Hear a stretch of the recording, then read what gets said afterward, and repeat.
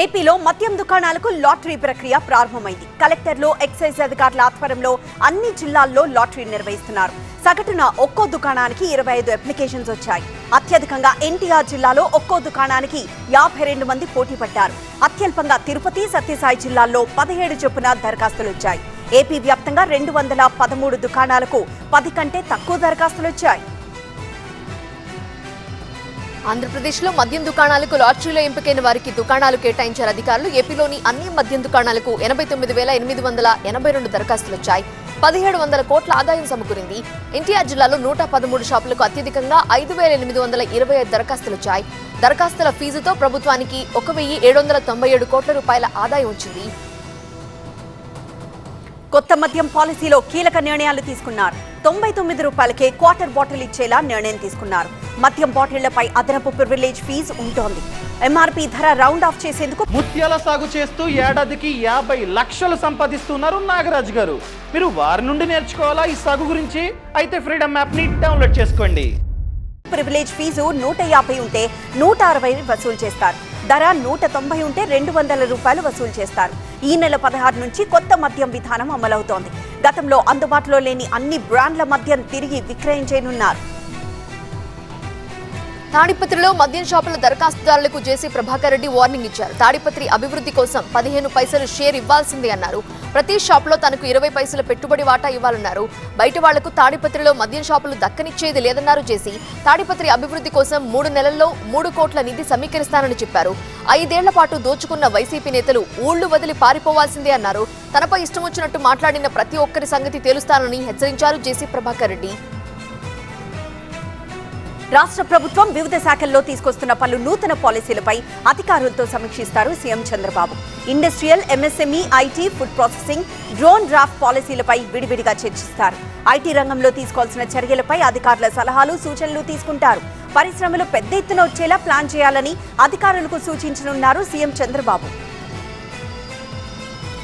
ఆంధ్రప్రదేశ్లో పల్లె పండుగ ప్రారంభమైంది. పంచాయతీరాజ్ గ్రామీణాభివృద్ధి శాఖ ఆధ్వర్యంలో రాష్ట్ర వ్యాప్తంగా వారోత్సవాలు కొనసాగుతున్నాయి.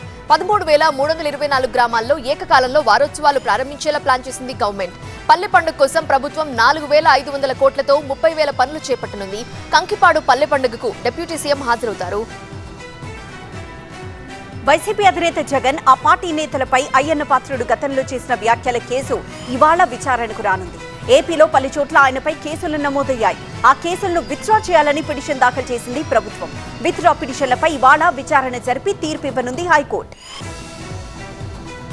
మాచర్ల మాజీ MLA Pinnelli Ramakrishna Reddy writ petition పై ఇవాళ హైకోర్టులో విచారణ జరగనుంది. పోలీసు అధికారుల సస్పెన్షన్ పై హైకోర్టును ఆశ్రయించారు పిన్నెల్లి. ఎస్పీ, సిఐ, డీఐజీ త్రిపాఠిని సస్పెండ్ చేయాలంటూ ఎన్నికల కమిషన్ ఆదేశించింది. గతంలోనే సిఐను సస్పెండ్ చేశారు అధికారులు. ఎస్పీ, డీఐజీపై ఇప్పటి వరకు చర్యలు తీసుకోలేదంటూ హైకోర్టును ఆశ్రయించారు పిన్నెల్లి. ఈ పిటిషన్ పై మరోసారి విచారణ చేరింది హైకోర్టు. ఇవాళ వరంగల్ కు వెళ్లనున్నారు కేంద్ర మంత్రి కిషన్ రెడ్డి. మరికొద్దిసేపట్లో భద్రకాళి అమ్మవారిని దర్శించుకుంటారు బీజేపీ రాష్ట్ర అధ్యక్షుడు. మధ్యాహ్నం 12:30 తర్వాత ధర్మారంలో ఏర్పాటు చేసిన బీజేపీ సభ్యత్వ నమోదు కార్యక్రమంలో పాల్గొంటారు కిషన్ రెడ్డి. అక్కడే ఉమ్మడి వరంగల్ జిల్లా బీజేపీ నేతల సమావేశంలో పాల్గొని వారికి దిశానిర్దేశం చేస్తారు. కేటీఆర్ వర్సెస్ కొండా సురేఖ ఫైట్ ఇంకా కొనసాగుతోంది. ఇవాళ కేటీఆర్ పిటిషన్ పై నాంపల్లి కోర్టులో విచారణ జరిగింది. కొండా సురేఖపై పరువు నష్టం దావా వేశారు కేటీఆర్. సురేఖ వ్యాఖ్యల వీడియోలు సహా 23 రకాల ఆధారాలను కోర్టుకు అందించారు కేటీఆర్. సాక్షులుగా ఉన్నారు బాల్క సుమన్, సత్యవతి రాథోడ్, ఉమా, శ్రవణ్. ఎస్సీ వర్గీకరణపై ఎమ్మెల్యే వివేక్ ఆసక్తికర వ్యాఖ్యలు చేశారు. ఆదిలాబాద్ లో ఏర్పాటు చేసిన మాలల సమావేశానికి హాజరైన చెన్నూరు ఎమ్మెల్యే వివేక్ ఎస్సీ వర్గీకరణపై సుప్రీంకోర్టు ఇచ్చిన తీర్పు ఎవ్వరికీ అనుకూలంగా లేదన్నారు. వర్గీకరణపై సుప్రీం వెలువరించిన తీర్పు పట్ల అభ్యంతరాలు వచ్చాయన్నారు. భవిష్యత్తులో రిజర్వేషన్లకే ముప్పు వాటిల్లే పరిస్థితులున్నాయన్నారు. సంఘాలకు అతీతంగా మాలలందరూ కలిసి ఉన్నప్పుడే ఏదైనా సాధించే వీలుందన్నారు వివేక్. రేపు రామగుండంలో నేవీ రాడార్ ప్రాజెక్టుకు శంకుస్థాపన చేయనున్నారు రక్షణ మంత్రి రాజ్నాథ్ సింగ్. సీఎం రేవంత్ రెడ్డితో పాటు పలువురు మంత్రులు కార్యక్రమానికి హాజరు కానున్నారు. వికారాబాద్ జిల్లాలో హెలికాప్టర్ను ల్యాండ్ చేయించి రోడ్డు మార్గాన సభాస్థలికి చేరేలా ఏర్పాట్లు చేశారు అధికారులు. ఇప్పటికే టేకుల బీట్ తండాలో పైలాన్ ఏర్పాటు చేశారు. నేవీ రాడార్ నిర్మాణం కోసం 2,900 ఎకరాలను ఇచ్చింది అటవీ శాఖ. తెలంగాణలో దివ్యాంగుల కోసం ప్రత్యేక వెబ్ పోర్టల్ అందుబాటులోకి రానుంది. కొత్తగా ప్రారంభించే వెబ్ పోర్టల్ ను మంత్రి సీతక్క ఇవాళ ప్రారంభిస్తారు. ఈ పోర్టల్ ద్వారా పేరు నమోదు చేసుకునే వారికి ఉపాధి, ఉద్యోగ అవకాశాలు దొరికే అవకాశం ఉంది. పలు కంపెనీల ద్వారా ఉద్యోగాలు కల్పించడమే లక్ష్యంగా ప్రభుత్వం వెబ్ పోర్టల్ ప్రారంభిస్తోంది. ఇవాళ సాహితీ లక్ష్మీనారాయణను విచారించనుంది ఈడీ. 5 రోజుల పాటు లక్ష్మీనారాయణను ప్రశ్నించనుంది ఈడీ. గత నెల 29న లక్ష్మీనారాయణను అరెస్ట్ చేసింది ఈడీ. సాహితీ ఇన్ఫ్రా పేరుతో వేల కోట్ల రూపాయల వసూలు చేశారనే ఆరోపణలున్నాయి. ప్రీ లాంచ్ ఆఫర్లతో 1600 మంది వినియోగదారుల నుంచి 2000 కోట్లు వసూలు చేసినట్లు గుర్తించింది ఈడీ. ఏపీలో కీలక కేసులను సిఐడికి బదిలీ చేసింది ప్రభుత్వం. టీడీపీ కేంద్ర కార్యాలయాలు, చంద్రబాబు ఇంటిపై దాడి, గన్నవరం టీడీపీ కార్యాలయంపై దాడి, జత్వానీ కేసులను సిఐడికి బదిలీ చేసింది. టీడీపీ కార్యాలయం దాడి కేసులో 110 మందిపై కేసులు నమోదయ్యాయి. జత్వానీ కేసులో ఆరోపణలు ఎదుర్కొంటున్నారు ఐపీఎస్లు. వాస్తవాలు తేల్చాలంటూ సిఐడికి కేసు అప్పగించింది సర్కార్. ప్రొఫెసర్ సాయిబాబాను 8 ఏళ్లకు పైబడి మోదీ ప్రభుత్వం నిర్బంధించిందని మండిపడ్డారు సిపిఐ ఏపీ రాష్ట్ర కార్యదర్శి కె రామకృష్ణ. జైల్లోనే ప్రొఫెసర్ సాయిబాబా ఆరోగ్యం క్షీణించడం విచారకరమన్నారు. 8 ఏళ్ల అనంతరం బాంబే హైకోర్టు నిర్దోషిగా ప్రకటించిందని చెప్పారు. సాయిబాబా మృతి పట్ల సంతాపం తెలిపారు సిపిఐ నేత. పౌర హక్కులు, ప్రజాస్వామిక హక్కులపై దేశవ్యాప్తంగా చర్చ జరగాలన్నారు రామకృష్ణ. హర్యానాలో బీజేపీ సర్కార్ అక్టోబర్ 17న కొలువు తీరనుంది. పంచకుల దసరా గ్రౌండ్స్ లో సీఎం నాయబ్ సింగ్ సైని మంత్రివర్గ ప్రమాణ స్వీకారం చేయనుంది. కార్యక్రమానికి ముఖ్య అతిథిగా ప్రధాని మోదీ హాజరవుతారని కేంద్ర మంత్రి మనోహర్ లాల్ ఖట్టర్ అన్నారు. ఆ రాష్ట్ర గవర్నర్ బండారు దత్తాత్రేయ సభ్యులతో ప్రమాణం చేయిస్తారు. పలు బీజేపీ పాలిత రాష్ట్రాల సీఎంలు హాజరవుతారు. సికింద్రాబాద్ కమ్మరిగూడ ముత్యాలమ్మ ఆలయంలో అమ్మవారి విగ్రహాన్ని దుండగులు ధ్వంసం చేశారు. విగ్రహ ధ్వంసంపై ఆగ్రహిస్తూ హిందూ సంఘాలు ఆందోళనకు దిగాయి. పరిస్థితి ఉద్రిక్తంగా మారడంతో పోలీసులు భారీగా మోహరించారు. కేసు నమోదు చేసి దర్యాప్తు ప్రారంభించారు. కేంద్ర మంత్రి కిషన్ రెడ్డి, మాజీ మంత్రి తలసాని, కంటోన్మెంట్ ఎమ్మెల్యే శ్రీ గణేష్ ఘటనపై ఆరా తీశారు. దసరా పండక్కి సొంతూళ్లకు పోయిన వారు నగరానికి తిరుగు పయనమయ్యారు. వేలాదిగా వస్తున్న వాహనాలతో జాతీయ రహదారులు కిక్కిరిశాయి. యాదాద్రి జిల్లా పంతంగి టోల్ ప్లాజా వద్ద వాహనాలు కిలోమీటర్ల మేర బారులు తీరాయి. పెద్దపల్లి జిల్లా సుగ్లాంపల్లి దగ్గర ఓ కారు అదుపు తప్పి కల్వర్టుపైకి దూసుకువెళ్లింది. కుక్కను తప్పించిపోయి పక్కనే ఉన్న కరెంటు స్తంభాన్ని ఢీకొట్టింది. ప్రమాద ధాటికి ట్రాన్స్ఫార్మర్ కారుపై పడిపోయింది. ఈ ప్రమాదంలో కారులో ఇరుక్కున్న డ్రైవర్ అశోక్ ను స్థానికులు క్షేమంగా బయటికి తీశారు. ట్రాన్స్ఫార్మర్ పేలకపోవడంతో పెను ప్రమాదం తప్పింది. ఏలూరు చింతలపూడి మండలం డిఎన్ రావుపేటలో ఆర్టీసీ బస్సు బోల్తా పడింది. హైదరాబాద్ నుండి ఏలూరు వెళుతున్న బస్సు బోల్తా పడిన ఘటనలో విమలాబాయ్ అనే మహిళ చనిపోయింది.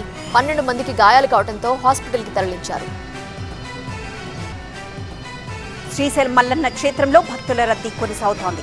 సోమవారం కావడంతో తెల్లవారుజాము నుంచి భక్తులు స్వామివారి దర్శనం కోసం క్యూ లైన్లలో బారులు తీరారు. వేలాదిగా తరలివచ్చిన భక్తులతో స్వామివారి దర్శనానికి 5 గంటలకు పైగా సమయం పడుతోంది. బంగాళాఖాతంలో వాయుగుండ ప్రభావంతో నెల్లూరు జిల్లా వ్యాప్తంగా భారీ వర్షాలు కురుస్తున్నాయి. గూడూరు, సూళ్లూరుపేట ప్రాంతాల్లో ఎడతెరిపి లేని వర్షాలకు లోతట్టు ప్రాంతాల్లో వరద నిలిచిపోయింది. మత్స్యకారులు వేటకు వెళ్లొద్దని అధికారులు ఇప్పటికే హెచ్చరించారు. మహబూబ్నగర్ జిల్లా జూరాలకు వరద భారీగా పెరుగుతోంది. ఎగువన కురుస్తున్న భారీ వర్షాలకు ఆల్మట్టి, నారాయణపూర్ నుంచి 70,000 క్యూసెక్కుల వరద ప్రాజెక్టుకు వచ్చి చేరుతోంది. దీంతో జూరాల ప్రాజెక్టు 5 గేట్లు ఎత్తి 71,000 క్యూసెక్కుల నీటిని దిగువకు వదులుతున్నారు. ఎగువ, దిగువ జల విద్యుత్ కేంద్రాల్లో 435 మెగావాట్ల విద్యుత్ ఉత్పత్తి చేస్తున్నారు. తమిళనాడులో భారీ వర్షాలు కురుస్తున్నాయి. తంజావూర్, తిరునారూర్, తిరుకోటై జిల్లాల్లో కుండపోతగా వాన కురుస్తోంది. రహదారులు, లోతట్టు ప్రాంతాలు నీట మునిగాయి. వరద ఉధృతికి పలు ప్రాంతాల్లో రాకపోకలు నిలిచిపోయాయి. తేని జిల్లాలో జలపాతాలు ప్రమాదకర స్థాయికి చేరుకున్నాయి. చెన్నై, కాంచీపురం, తిరువళ్లూరుకు ఆరెంజ్ అలర్ట్, మరో 15 జిల్లాలకు ఎల్లో అలర్ట్ జారీ చేసింది ఐఎండీ. బాబా సిద్దికీ హత్య దురదృష్టకరమన్నారు మహారాష్ట్ర సీఎం ఏక్నాథ్ షిండే. ఈ కేసులో ఇప్పటికే 3 అరెస్ట్ చేశామన్నారు. 2కి కోర్టు రిమాండ్ విధించిందన్నారు. పరారీలో ఉన్న మరో 3 కోసం గాలిస్తున్నట్లుగా తెలిపారు. ప్రజల భద్రతకు ప్రభుత్వం కట్టుబడిందన్నారు. హత్య వెనుకొన్నది బిష్నోయ్ గ్యాంగ్ అయినా, అండర్ వరల్డ్ అయినా విడిచిపెట్టే ప్రసక్తే లేదని తేల్చి చెప్పారు. అల్జీరియా పర్యటనలో ఉన్న రాష్ట్రపతి ముర్ము అక్కడ ఎన్ఆర్ఐలతో భేటీ అయ్యారు. ప్రపంచ అభివృద్ధిలో భారత్ కీలక పాత్ర పోషిస్తోందన్నారు. 8% స్థిరమైన వార్షిక వృద్ధి నమోదుతో భారత్ వేగంగా అభివృద్ధి సాధిస్తున్నట్లు చెప్పారు. దారిద్ర్య రేఖకు దిగువనున్న వారి సంఖ్య గణనీయంగా తగ్గిందన్నారు. త్వరలోనే భారత్ ప్రపంచంలోనే 5వ ఆర్థిక వ్యవస్థగా అవతరించడం ఖాయమన్నారు.